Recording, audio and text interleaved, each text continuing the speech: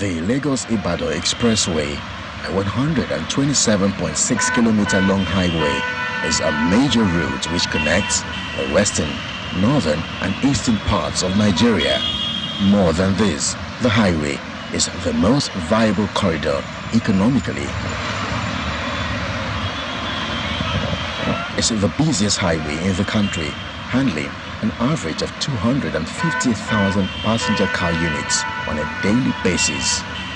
In spite of all these characteristics, the road also suffers from security black spots. Mentioned among such spots are the Kara and Long Bridge areas, as well as Moe and Ofada settlements along the road. These areas have had reports of traffic robbery, kidnap, and sometimes killings by gunmen among criminal activities, especially at night.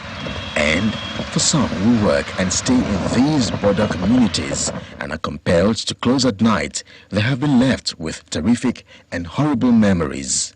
On that particular night, I got to the bridge around 8:30 p.m. Somebody just came to my window and knocked and said, Oga, give me your phone. Oga, give us money.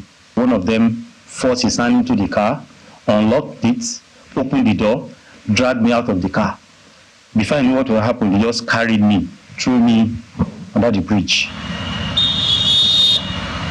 This car breaks down in the middle of the Long Bridge, but many say if this happens at night, it will be safer to run for your life than attempt to fix your car. As we continue our quest, we make an audacious stop under the bridge. We are under the Long Bridge and it looks absolutely calm in the day, but reports and stories have said that at night this place turns lively and has been described as a den for kidnappers. But let's show you some of our findings here. For instance, take a look at this bag right here on the floor. I may have to touch it because I have noticed something that we must put out there.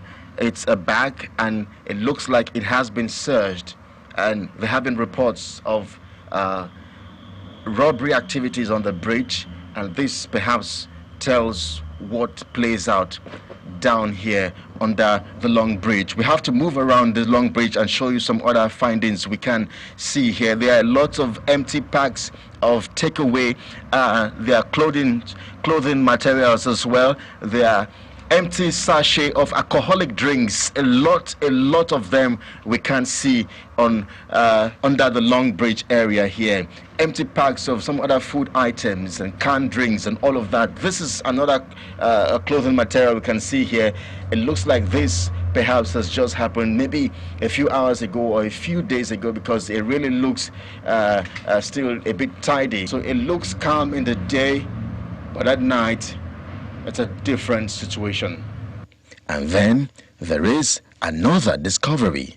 So we are still here on the Long Bridge area, but the alternative routes on the Long Bridge, and we have discovered something that looks like a path or a pathway. We're not exactly sure what exactly it is, but what we can tell you, our viewers, is that we have seen some clothing materials on the floor. We have this pink lace here, or purple lace here on the ground or the floor, and we can also see that inside this pathway here there are two other pieces of that same material, and there are other clothing materials as well in this path. We're not exactly sure what exactly takes place in here, but I am absolutely curious to find out what exactly goes on inside this pathway, because we can see a lot of clothing materials here. I'm wondering just why. There's also the question as to why is this barricade open. It looks to me like it has been vandalized by these criminals who, of course, there have been reports of activities on the Long Bridge area where people have been kidnapped or attacked, and then they are rushed to places like this. Some road users and residents believe the construction work, which has been ongoing for almost 20 years now, is at the heart of some of these attacks. But when there's a diversion as a result of the ongoing construction or rehabilitation work, motorists spend at least 2 to 6 hours on this axis. And this is a cash-out moment for criminals to strike.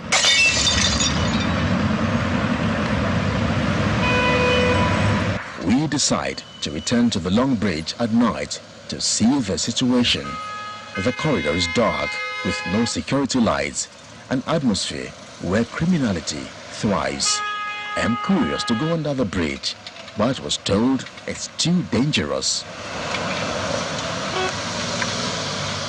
The evidence of this restructuring is not immediately visible.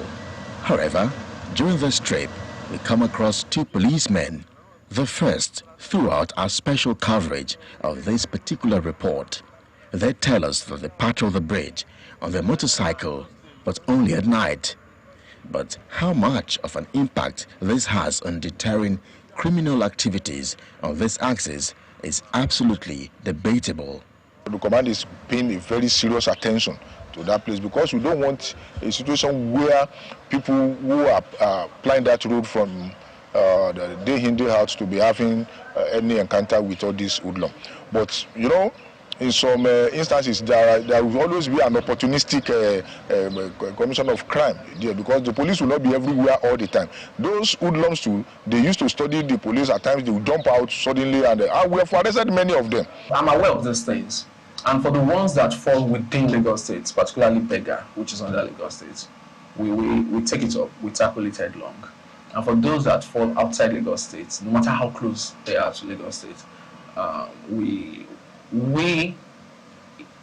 in addition to referring people to Ogun State Police Command, we also do our best to reach out to Ogun State Police Command to let them know that such a thing happened. What is, however, not debatable is the aching need for greater and more security, both in terms of infrastructure, such as street lights, as well as motorized and stationary patrol, to mention but a few.